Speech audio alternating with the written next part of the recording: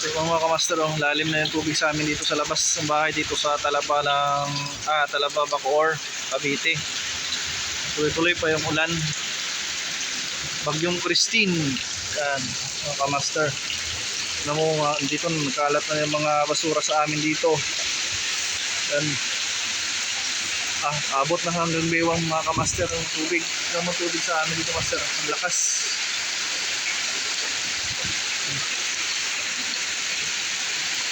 Yan, lalim na po dito sa amin.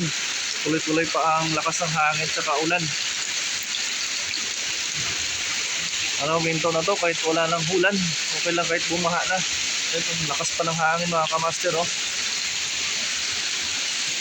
Yan, kung nakikita nyo mga kamaster, hindi kasi ako sa ulan kasi cellphone lang po itong gamit ko. Ayan po.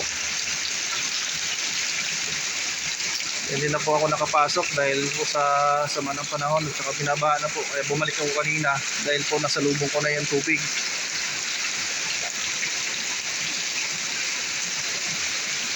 Dali po ako bumalik pupunta sa bahay. Hindi ko na tinuloy yung pagpasok sa duty kasi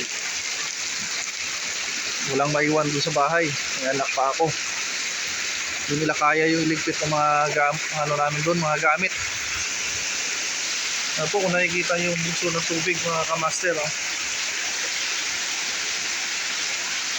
So, si kuya, mautak si kuya kasi tingnan mo ba naman, mababa ito biswahin nila kasi nilagyan niya ng harang na plywood dito sa amin.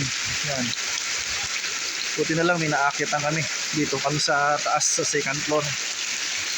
Ano po, malapit na rin po yung mga namin sa labas dito. Patong-patong na lang namin.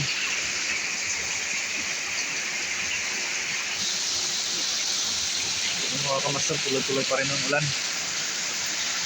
Tingnan nyo.